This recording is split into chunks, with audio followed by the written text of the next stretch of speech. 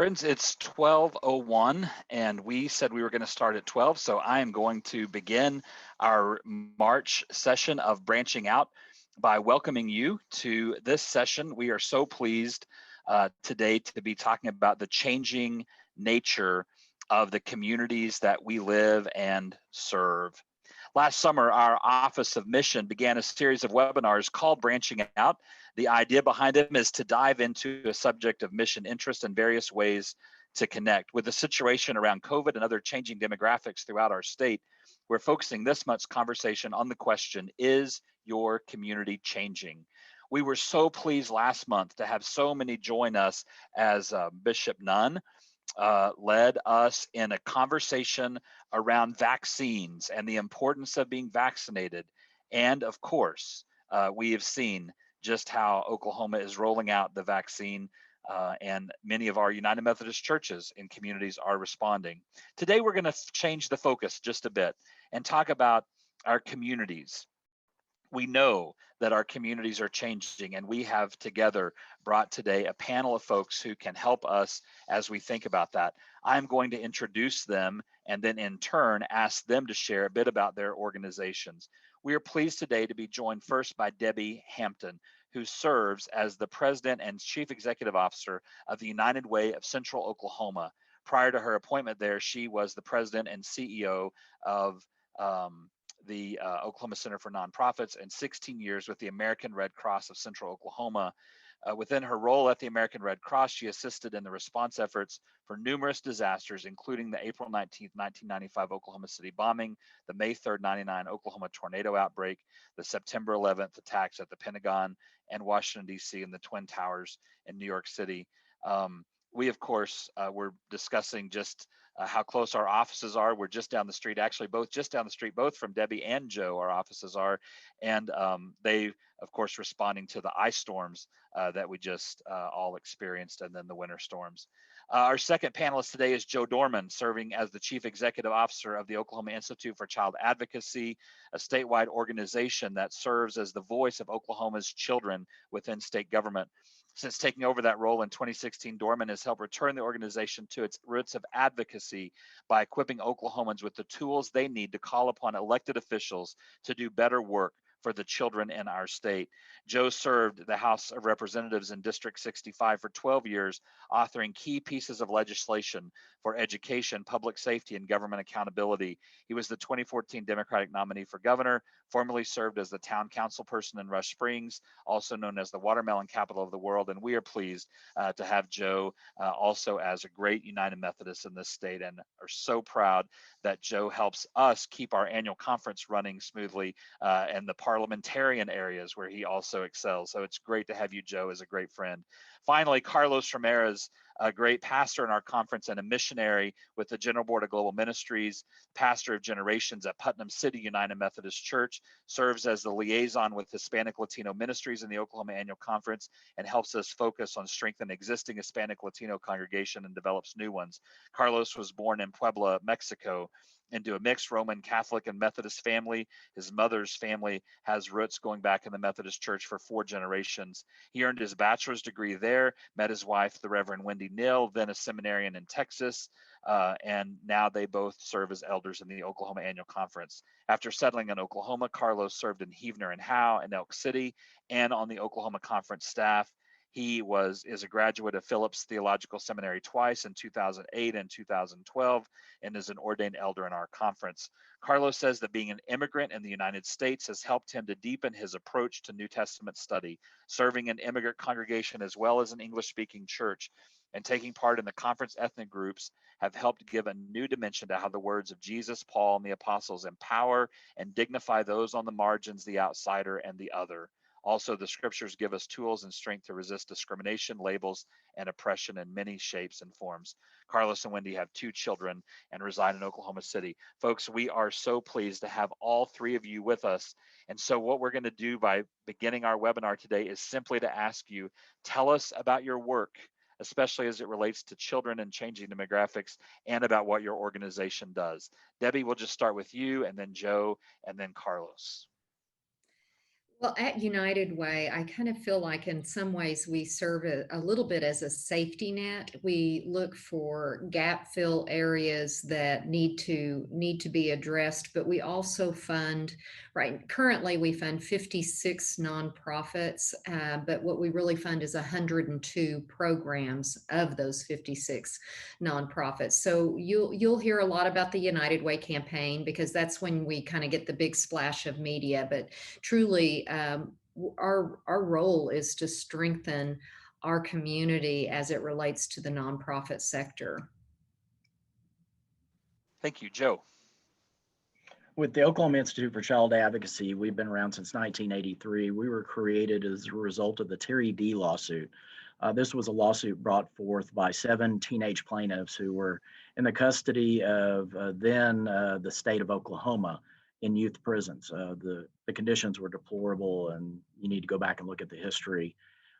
At the time, the leaders that were in power saw the need for not only an agency to oversee what was happening with children. So they created the Oklahoma Commission on Children and Youth, but they all also decided there needed to be a nonprofit voice outside of government that could essentially rattle the cages at the state capitol and make sure that the policies that were passed through lawmaking and also the agency rules that were administered were kid friendly and never returned to those horrific conditions.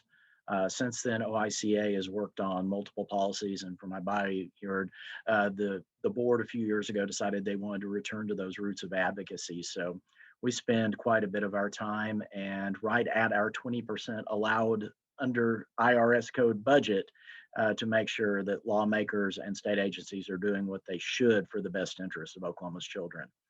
We do that by training individuals on how to be an effective voice at the state capitol and at really all levels of government to ensure that the politicians hear the will of the people and making sure that kids are treated in the best condition we possibly can. Thanks, Joe. And we're going to return to that in our webinar today. I want you to really help churches and nonprofits think through how they do that. So thanks for that. And we'll return to that in a few moments. Carlos, tell us a bit about you and your work with Putnam City, with Hispanic Latino Ministry, and then kind of lead us into the second question. What are some of these major demographic shifts that we all need to be aware of? Yes, Putnam City United Methodist Church is located in the northwest corner of our city, of Oklahoma City, and it's a changing neighborhood. I was appointed there as a part of these, trying to reach out to our immediate community. We have partnered with 3 schools around our church. We started an after-school program targeting children who are underperforming. The majority of these children are non-white children. Many of the families, we start to make connections with them as well. We applied to be a project transformation site, which project transformation is, among other things, a literacy program during the summer. We became a site last year, and of course, with the pandemic, we had to, rearrange that or have a new way to do that. Anyway, and I think that the reality that we are living at Putnam City is a reality that it is permeating, if not necessarily across the whole our whole state. I really think that there are many pockets that I have experiencing that. And having said that, I have just a few numbers for us to kind of. Let me share my screen. Here we go. And these are the. I hope that you can see. Oh, which one? I don't know. Which one are you seeing? Seeing your navigator right now instead of this presentation. Yeah. Well, let me just make this big. What about that? And then that'll work. The other one. Okay, so I think that the first thing that I want to bring out is that in 2008, this is the census numbers. 74% of the population in Oklahoma was white, and 26% was other. And it was breaking like this: 74 white, black 7.6%, Hispanic Latino 5.2%, Asian 1.4%, Native American 5.9%, and 2 or more were only 3%. Now fast forward to 2020, so this year or last year, And the population has, as you can see, changed completely, or not completely, but significantly, where white only accounts 65% of the population, and 35% is other. And I want to just to kind of point out a few things on this. The Black population has remained basically the same, but not major changes in our state. However, Hispanic Latino has grown from 5.2 to 11.1, so almost 100% increase on that. Asian has also increased almost 100% in their share of the population, but also the two or more races, that's how they identify themselves, has grown also from 3% to 6.3%. So those three areas of has grown the most, and I think that it is worth pay attention to that. Compared to our nation is 60% white and 40% other. So we are close to it, but not still a few percentage points away from it. However, these, as I said, there are pockets where you can see more or less. So I did the comparative with the Oklahoma County, and just alone in the Oklahoma County, there are less white population than the U.S. As you can see, there are more Black population than in the USA as a total. There's less Asian, more Hispanic than the national average. So that's very interesting. And also more Native Americans, which that will make sense for us in our context. Now you can say, well, of course, Oklahoma County, that makes sense, but what about rural areas? That does not apply to all of us. In the Pew Research Centers counted 101 counties that the population has switched from when the white population has their share has fallen for 50% or less. And as you can see, the Texas county there, which is the Guymon area, has shifted from being close to 70% white, now less than 50% white. And in 1988, the school was only 30% other than other than white. And in 2019, this is the latest numbers. One school, and they're all varies, but one particular school, 80% of the population is other than white, and numbers go like 74, 72. And so it just tells you how that change has come along. And there are other parts and again, as I said, there are parts and pockets in Tulsa, northeast, southeast Oklahoma, and the Heavener area where I served for a while there. Of course, the Panhandle and other places you can see that. And another part, when I will stop with this, is that I did a research as part of when I was part of the conference, and I did these start to put it in a map and start to comparing where the population pockets were living. And also we were interested on how the schools related to our churches, and as a kind of a gauge as to if we're engaging or not. So there was a trend that I think is important as well for us to pay attention to it.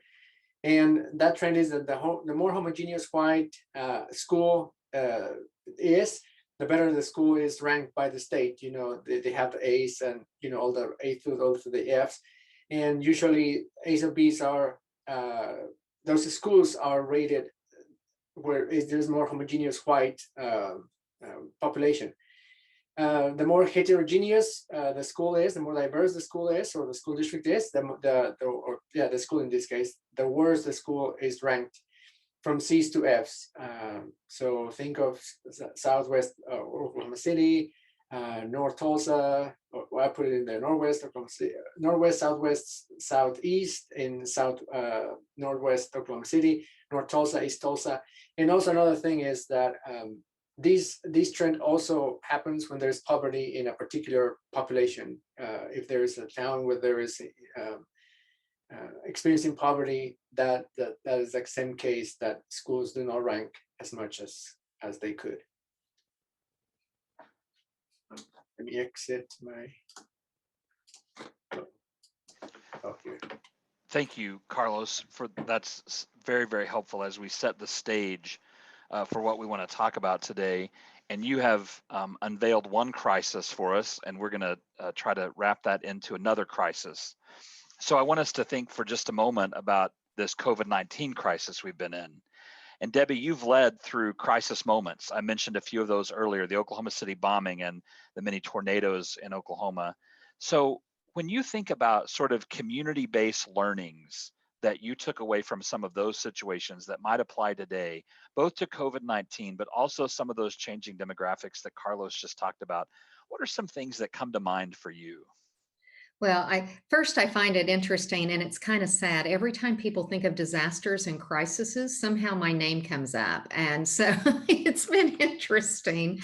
My husband would probably agree, but I do have to say that what Carlos said just really brings to light, and I loved your presentation, Carlos, true, is that I keep going back to, I have to say, and I always jokingly say, I kind of grew up in my career at Red Cross, which is a disaster response agency.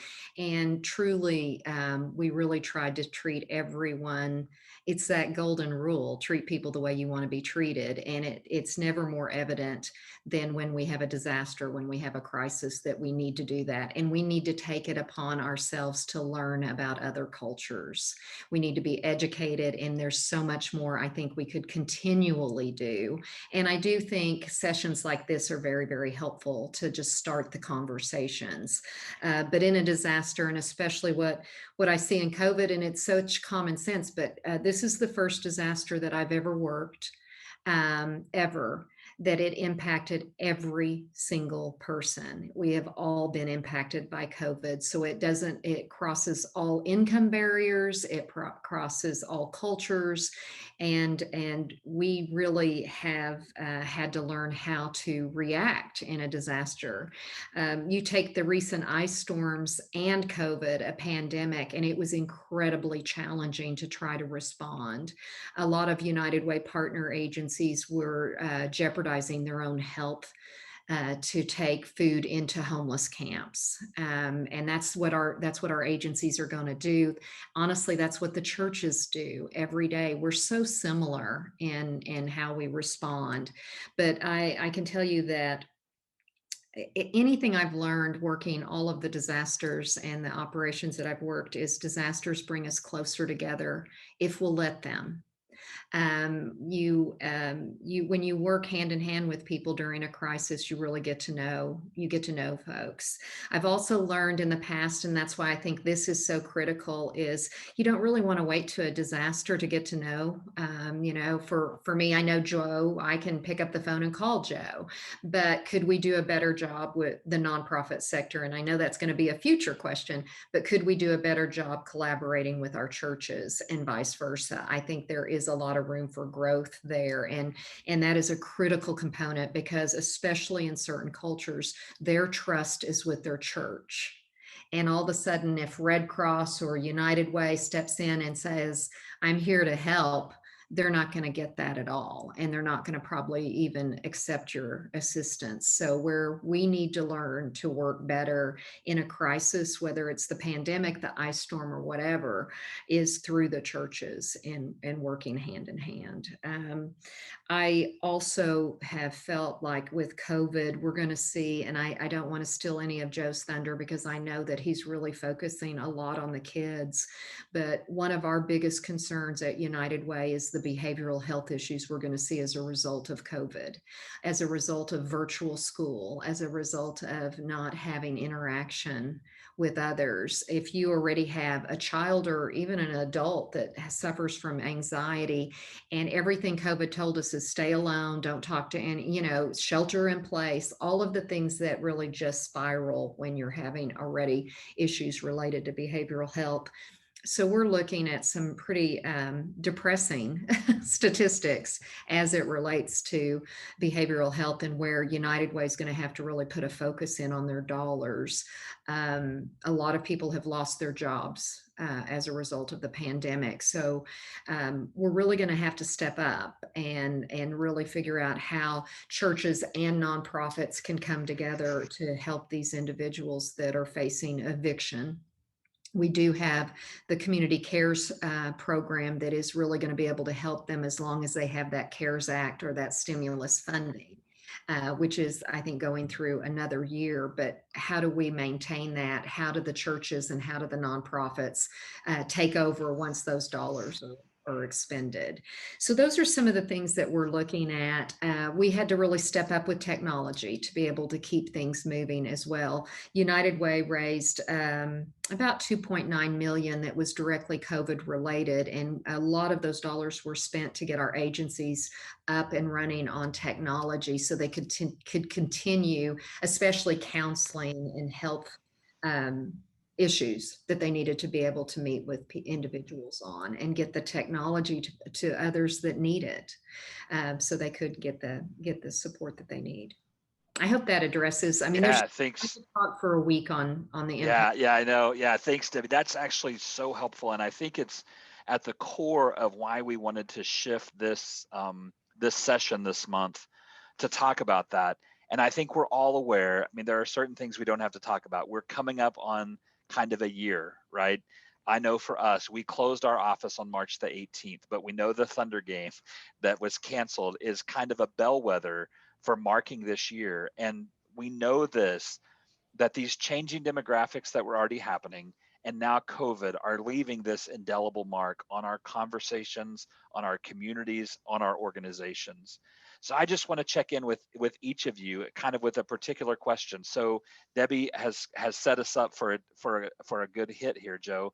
What is the effect on children and youth in our state right now? What are you seeing in your work? Well, of course, we've all heard the joke about what happens when COVID-19 turns 21, and unfortunately, we're living that this year so far. You compound that with an ice storm. We did see the numbers go down, and that was partially because of us being forced to stay home. Um, we really see what would have happened if we'd have stayed home to begin with. The numbers dropped, and people weren't around each other, and that's been a difficult change for some people to adjust. We've been very active in trying to encourage masking policies and better policies in the schools in hopes that the schools would reopen if all the protocols are met. Part of the problem is we're hearing that rhetoric come from all sides of the political spectrum, but when you actually read into the rules of what the CDC promotes, they say, yes, it's safe for kids to go back to school. Kids are not as impacted by COVID-19, but then they also say that you have to maintain a 6-foot distance between those kids, which is literally impossible in probably 95% of our classrooms in the state. So we need to hear the whole story. And as we're looking forward to what we're going to deal with, we've obviously had a concern about how the kids are going to return to school safely, but how safe is it going to be for the teachers, the support personnel, for the kids who have parents and grandparents who are immunocompromised. Oklahoma is ranked 9th as far as a state with grandparents raising grandkids. So we have to be careful about the spread of this. Some of the vaccine companies are working on the vaccination for those under 16. That will hopefully be coming soon. We have not seen the severity as far as the numbers when it comes to children, but there have been some circumstances where children have been impacted by variants of the disease or with the loss of relatives. That breaks into what we've seen as far as a virtual classroom with how kids have had to adjust to learning and with how it's impacted the families. We're seeing reports that neglect is up significantly. Abuse has not been reported as much, but it's because those adults who are around those kids the most are not able to report that because you really can't tell from a video screen compared to actually having that kid in close physical proximity. And so I have worries about what we're going to see coming out of COVID-19 as far as the costs mentally and as far as healthcare We have seen some changes where counseling is covered under insurance through virtual sessions, which has been a lifesaver literally for a lot of people to have someone to talk to and insurance cover that. But that's for the individuals who have an insurance policy that will cover things like that. We've got to make sure that we truly are being there, to use the old adage of being our brother's keeper. We have to be more engaged with each other. We have to be aware of what is impacting individuals, the stress that's occurring. Even those rocks in our lives are having a difficult time. And the church community certainly needs to be at the forefront of that, looking into each other and then doing that outreach into the community and finding ways to do that. And I know that's something we'll talk about later, but we do need those bedrocks in the community. Me coming from a small town, multiple churches, it didn't matter if you attended that church or not. You had people in those different congregations that would care about you and show that concern beyond just prayer. We've got to have those actions, and that's where we're relying upon the church communities in these different areas to step up. Thanks, Joe. I think that's a good word. So what's the beyond prayer? What's the beyond the thought? And so I'll just turn to Debbie and then to Carlos. Kind of what's the view from the nonprofit, and then Carlos, kind of how's this playing out in the church? So Debbie, kind of what's your response there?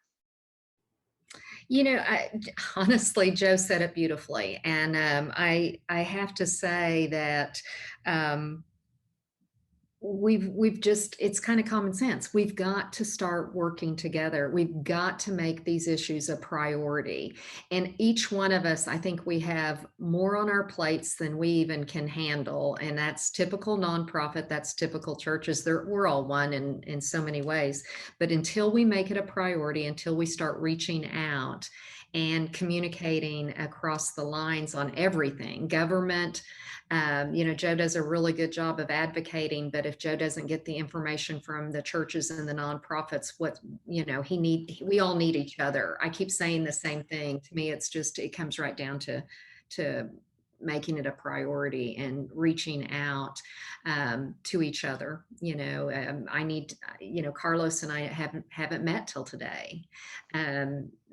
I need to spend time with Carlos. I need to get to know what Carlos is seeing through his eyes. And Joe and I have known each other, but gosh, Joe, I don't even remember the last time we've had like lunch or something to really kind of talk together on how we can partner as United Way and our nonprofits and do some education. We have access to 56 nonprofits, and they're amazing. They do really good work. They're really strong, and they see literally thousands of clients. The reach is so great if we could just, pull this group together to also meet. So I want to turn to Carlos, but we'll come back to this, I think, in a moment. But also thinking across the state. So in every local community, there are nonprofits.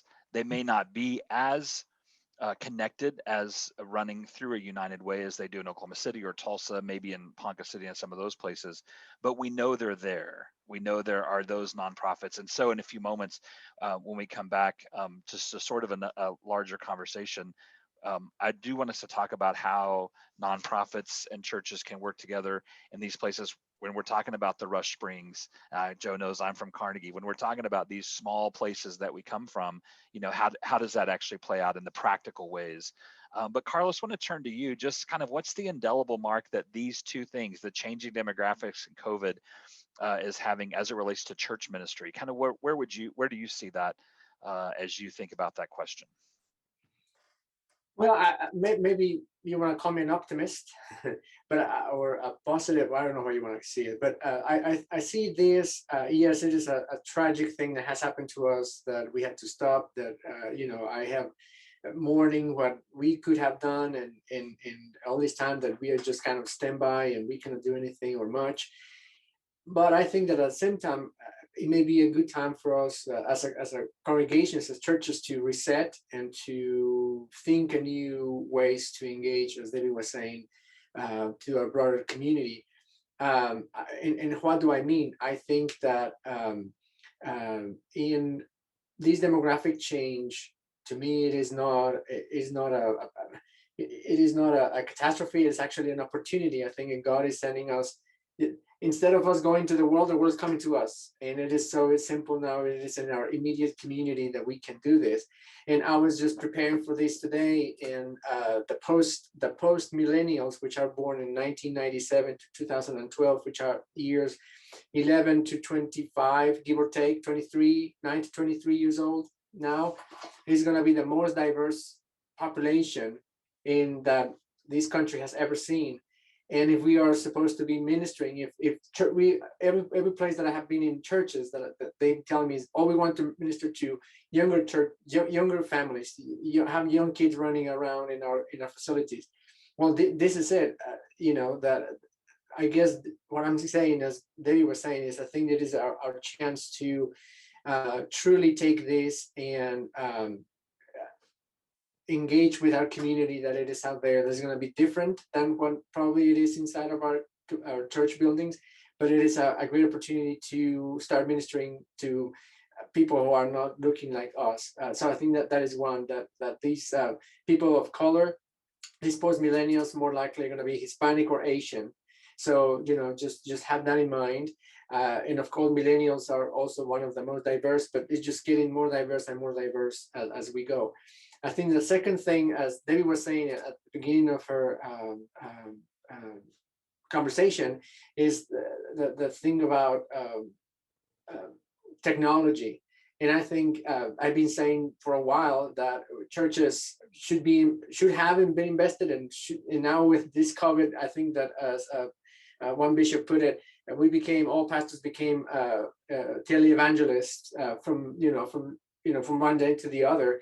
And I think that we should not just, okay, now that we are going to be back in our sanctuary, we just forget everything. I think that we need to be engaged with this world, that it is technology based and information based, and we can like it, we can hate it, whatever we want, but I think that it is here to stay. So how can we partner, branch out, reach out to the community through technology? And the last thing also, I think for me as a minister and as a church, I think that we need to address the disproportionate in the case of COVID, how this has been affected disproportionately to minorities, to people in poverty, and how can we, the church, can be not only a word or a place of advocacy, but also, as Joe was saying, a place where we can actually do something about it beyond praying and beyond saying, oh, that shit is wrong because Jesus said it. Well, that's good, I'm fine, but we need to do something about it in the meantime. So I think that this has unveiled that we need to be tech savvy, we need to engage with that community, and that community is going to look different like us. And if we want to be relevant, and if we want to be here for the future, we need to do something about these systemic things that are disproportionate or affecting disproportionately to other community or other populations within our community and within our state. Thank you, Carlos. I've just been writing down some words that feel like if I was going to summarize values out of this conversation, or just highlights, I've written down technology, opportunity, priority. How do we make things a priority? Debbie, you said earlier, in some cultures, the church has a place of trust in a community that sometimes even a nonprofit doesn't. How do we become closer together? And then, how do we reach out to people who don't look like us? All of those things seem to be well within the values and priorities of all of our organizations. I don't know who all's on this call today, but I'll promise you, those are things that they value in their organization. At the same time, Joe, you spend a lot of your time working with elected leaders, and that's not an arena that all of us, spend a lot of our time in. And I don't want this moment to pass by that we don't ask you the question, as these changes affect churches and nonprofits, how do we best work through advocacy organizations like yours, but figure out how to interact with our legislative leaders who can impact some of these things? And I'll say it so you don't have to, may not always hold at the same value propositions that we've just been laying out in this call. They're answering to a lot of constituencies. You know what that's like. So just help us take down the screen, unveil the picture for us, right? What is it? What's the thing that you might share with us today that helps us as we interact with that group of folks as we're thinking about this very work? One of the best lessons I learned from my race in 2014 was truly to have a dialogue. And that was one of the things that I had to learn by actually doing it with the members of the tribal communities. You have to sit down and have that discussion, and sometimes you have to learn about each other. That's one of the things I've enjoyed most about working here at OICA, and was a good role for me as a recovering politician to have that chance to be the translator. Debbie is one of those fantastic leaders we have out there who's worked in all these areas, but some of these nonprofit organizations don't realize the power and the impact they can have. And honestly, they're scared of that building. They're afraid, one, the IRS will come to get them, just like churches are. And they're afraid that they're going to do the wrong thing and get themselves in trouble. And that's honestly the worst approach you can have. You have to understand and be able to do what you can under the framework of the law as an individual and as an organization. As I said before, you can spend up to 20% of your budget as a nonprofit on advocacy work to do outreach on issues. And so we've helped a lot of the youth organizations and collaborative partners on missions do outreach. We worked on the Medicaid expansion ballot question because that was completely within our rights and under the law that we have the ability to do that. You have to have that dialogue as the organization of what you can do, but you also individually have to reach out to your own senators and representatives. Those individuals in the community have the strongest voice when it comes to the lawmaker that represent them at the Capitol, because they have the vote to decide if they get to return to that job. And first and foremost, when a lawmaker is sitting at their desk at the Capitol, when they're returning messages, I promise you, every single one of them will go through and separate who was a constituent who lives in my district compared to who's outside the district. They're going to return the calls for those individuals that they are representing at the Capitol. So have that voice with your lawmakers and reach out. One of the things that I valued as a lawmaker were those issues experts and people with real life experience who had stories that lived in my district that could share. That impacted my vote more than anything else, having an individual that could share a story of how something personally might impact them with legislation. It's difficult to keep track of everything. And that's one of the things that we do here at OICA is track child-related laws that were filed. Of the 3,000 plus bills that were filed, we watched more than 400 at the beginning of session, and we're still watching about 250 work their way through the system. Most of them have some positive impacts. A few have some really bad things that could happen as far as children and families. And so we're trying to be that voice to reach out to other organizations to empower them to have that voice. The churches need to do the same thing within the framework of the law. You need to have that conversation about what will happen to the communities, but not talk about the elections. Don't ever talk about what's going to happen with the election, because you are crossing into issues with the IRS. But when it comes to an issue on if something is going to elevate your food pantry, if there's a tax credit out there that will help your organization. Debbie worked over at the Oklahoma Center for Nonprofits. They're probably the leading voice when it comes to the policies that impact the nonprofit sector. And churches need to pay attention to that, because a lot of these things will cross over and relate to them. And finding the right entity to follow on a website is critical for each organization. There's a lot of fake news out there, to use that overused term. You have to know what's a legitimate source and what's just stirring up hatred and false rhetoric. Yeah, thanks, Joe. Just two points that I think I was thinking of as you were speaking. I heard that, I mean, we're at one of those critical junctures in the legislative session, so that, passing out things from committee to the House of Origin, and then it's got to go somewhere else, that they've, called from 3,000 to 1,000 basically bills that are still alive. So if you don't watch the legislative session, or watch it closely, you might think, oh wow, they're working through 3,000 bills, but at this point now it's down to 1,000, and then it'll be less than that.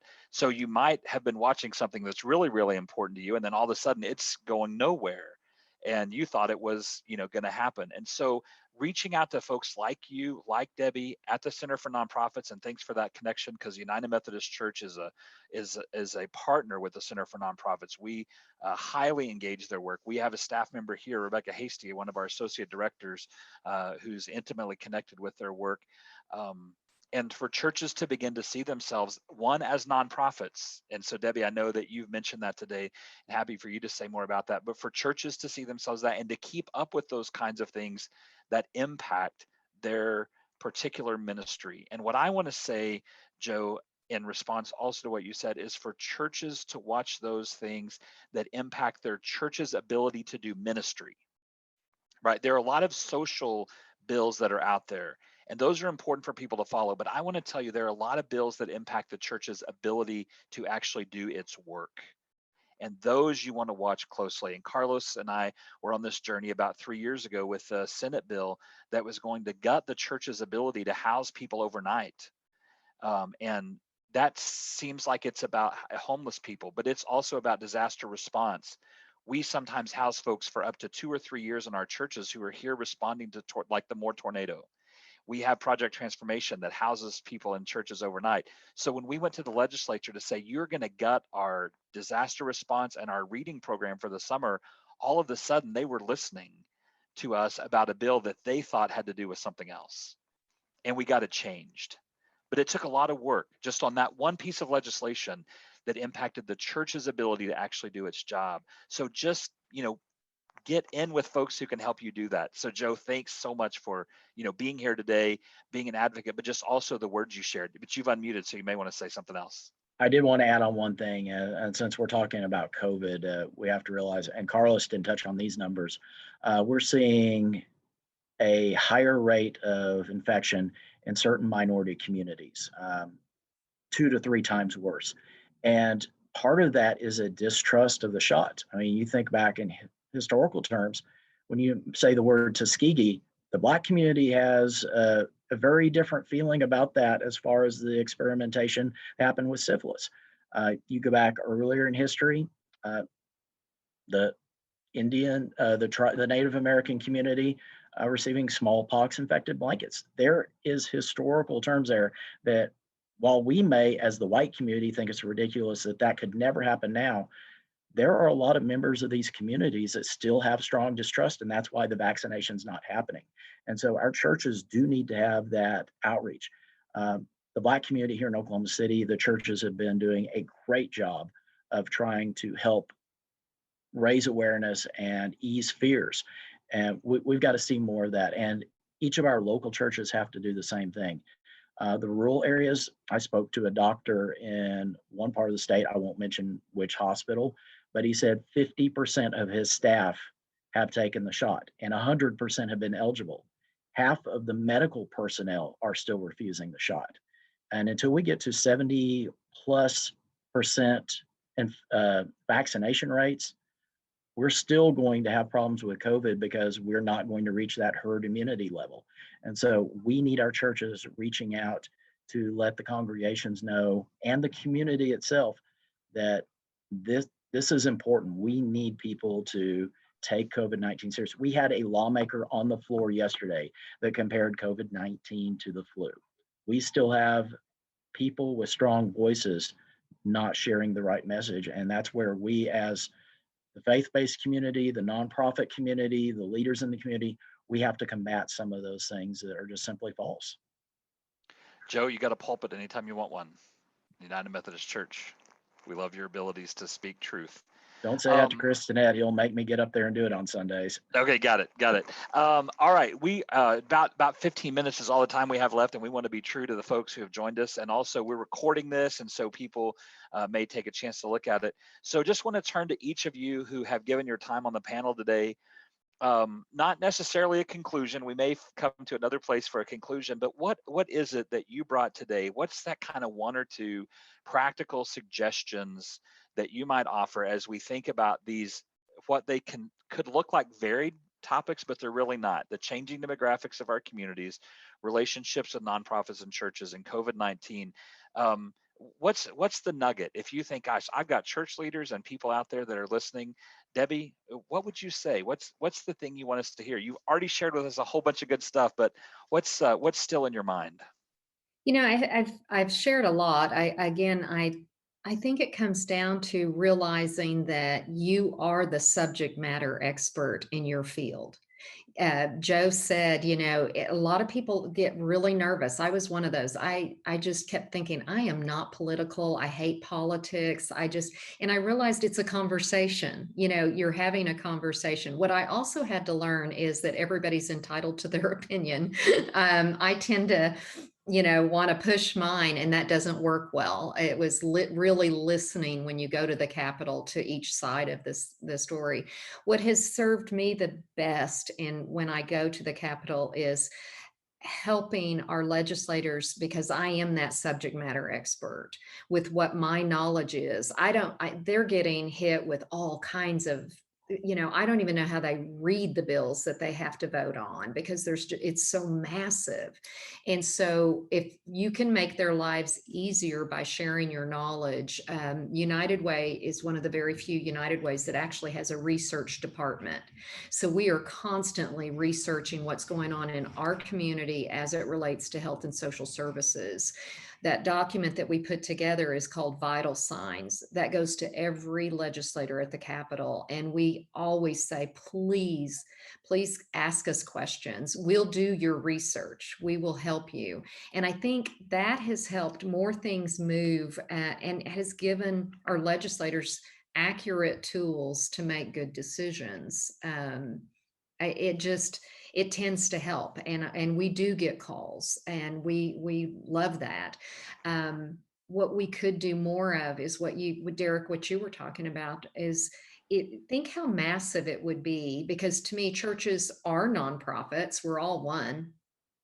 There are over 19,000 nonprofits in the state of Oklahoma. We are an important force to the Capitol. We are huge. I mean, we employ thousands and thousands and thousands of people that vote. And so I think it's getting that word out of how important the nonprofit sector is to the community. I can tell you, if anything, COVID did shine a light on that, because the nonprofits had to really rise to take care of our most vulnerable populations. Hospitals are nonprofits.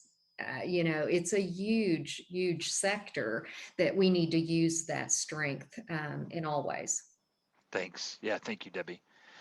Carlos, you want to jump in with any kind of thoughts around this, and then we'll kind of begin to conclude our time together. Yeah, I think that what's serving the most, it is a couple of things, and I will be very practical. I think that is the point. It is one, I have found that partnering with the schools that are around me, around my church, in this case, my mission field, has helped me to know the needs of the community better, or understand it better, to get to know leaders in the community other than myself, and think that we can have all the answers, and to connect with families firsthand. And I think that no matter the size of your congregation, no matter the size of your town, if you can connect with one school and be a partner with them, that will be helpful. And the second one is what Peter was saying at the beginning, and what Joe was saying as well. As I think that we do not have to, as a cliche word said, or phrase, we do not have to reinvent the wheel. There are many nonprofits that are doing a great job. And I think in my experience has been that when I call somebody that I think that they can be, we can partner, they always say, well, if they cannot partner with us, but I do know, and you need to talk with this person, and then start to network. And so I think that as a nonprofit and as a church, we need to do not duplicate what other nonprofits are doing already. There's no need for that. But we can partner and enhance the work of that nonprofit and our ministry in our church. So partner with your school, partner with other nonprofit, And of course, I will be contacting Debbie so that we can have a conversation. But that's the spirit, and I think that if you can call the Center for Nonprofits in Tulsa or in Oklahoma City, there's a great resource that they can give you all these thousands of nonprofits that you can benefit from. Thanks, Carlos. I'm going to throw a curveball at Joe because one of the things that I know he's been passionate about, and when we talk about schools, we talk about nonprofits, we talk about churches, I think there's actually one organization that's even kind of more prolific in this world, and I think they have a real connection to their communities. And I suspect that there may be more of these than anything. Now, Joe's wondering, what am I going to ask about? And I think that's volunteer fire departments. So around this state, I am convinced that that's an untapped potential partner for churches and for nonprofits. And I think they know so much about their communities because they're responding to all sorts of disasters. When we've thought about connecting all of our churches to a school, we actually took a step back and said, all of our churches aren't close to a school, but we have trouble finding a church that's not close to a fire department. So Joe, just as kind of a final wrap up and something I think you can offer, are there a couple nuggets of connections there that you see that are just missed or untapped when we think about this response and these changing demographics? And that's why you get paid the big bucks. That's a brilliant idea. And yes, we do need to have those connections with those different hubs in the rural communities. We all talk about the schools. I'd never thought about the outreach with fire departments, and I carried a lot of legislation at the Capitol dealing with volunteer fire departments. Right now, a volunteer fire department can have up to 25 individuals serve on that department, and the communities are struggling to find people like that. And so that outreach, if we have members of congregations that would join those fire departments, that's certainly one of those areas where you can give back and help save lives and be a part of the community if you're willing. And we need more like that. And we've got to find those creative ways to get involved in the communities as a church. In Rush Springs, we have a congregation of about 12 who attend regularly, but we run one of the two food pantries. And we make sure once a month people have a grocery bag full of items that they can take home. We do other different areas. The churches in the community rotate doing a breakfast in normal years for the football team on a Friday morning before they play to make sure the kids have a nice healthy meal before they play their game on Friday night. We just have to have creative thoughts on ways to get more involved in the community that will help spark the membership in the church, but it also gives back tenfold to the community by those actions, what the church can do to help out the members around them. And Joe, I think what you just said, and we'll begin to wrap up, not only do you give back, but when we've been talking about where we started this conversation, what do our communities look like? If you want to know what they look like, you've got to begin to reach into the places that don't look like you. So if you're sponsoring the breakfast for the high school football team, you're beginning to see what does it look like at the school when you're attending a school function. When you're handing out food at the food pantry, not only are you value adding to the community, you're also doing, as Debbie said, you're becoming a subject matter expert in what your community looks like. Who's accessing the food pantry at your particular church? Who's accessing it somewhere else, right? As you begin to have the conversations with other churches and nonprofits. The reason I bring up the fire departments as a piece of that is that's the kind of emergency service that also cuts across, right? No one's immune to an emergency when they happen. And I believe that sometimes those people that serve in those volunteer fire departments and ambulance services and those kind of, they also begin to see the community in a new way. They're showing up to some of these places and they see what some of us don't. And I think that's part of what we wanted to do today with this branching out webinar, was to help our churches think, how do we begin to see with new eyes? One of the ways is that we come face to face with what COVID's done in our communities over this last year, and we see how the demographics have changed. Then we begin to talk about how do we partner with other folks. So let me just say, we've got about 3 minutes that we could do this. You each have one of those minutes. So Debbie, we're going to turn to you. Thanks so much for being with us today. What's the one thing in 1 minute you want to tell us? Then we'll go to Carlos and then to Joe. I've already said it. Make it a priority. Get to know people. Thank you. Carlos. do not be afraid of partnerships, and go at it. Just don't be afraid. Don't be afraid. Go partnership. Joe Dorman. You two left me a lot of time. You didn't take up your full minute. Okay, this isn't like the legislature. They didn't give you their time, right? Mr. Speaker, I reserve my right. You have your time.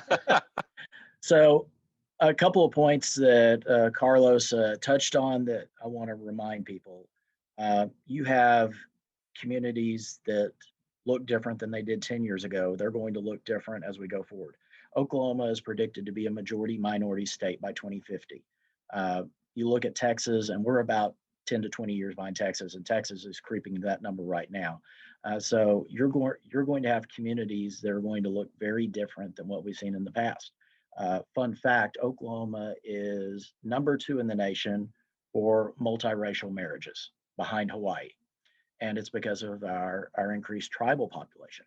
We're going to see kids have different issues. And I'm an eternal optimist. I think things are going to get better in the communities, but we need to embrace that difference and be, as leaders in the church, be on the forefront of that and make sure people feel welcomed and understand those cultural differences. That's one of the biggest problems I feel that we have. Is it's hard for us to break out of our neighborhood and look to see what people are living like in the neighborhood over. And lawmakers should understand that as they get out and campaign, but we as individuals need to also understand that and get out into the community and understand those problems are out there. It will make us better faith leaders and leaders in the community if we understand those differences, and certainly help spread the message. Again, going back to COVID-19, we've got to make sure we move past this pandemic together, and we need to be leaders in the church, making sure people understand the way we get back to as normal a life as possible is by doing the things that we need to do to be safe now.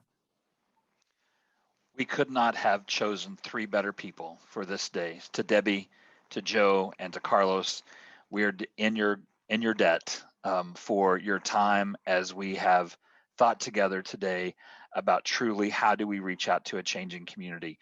We gave a question mark as we branded this webinar. Is your community changing? ? What we meant was your community is changing. All of our communities are changing. The state is changing.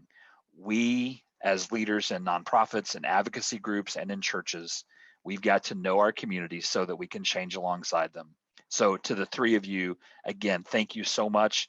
We have recorded this webinar. We'll make it available on our website so that others can go back and mine the very best of this. But again, know that we'll be reaching out to all of you. Thanks again, and have a great day.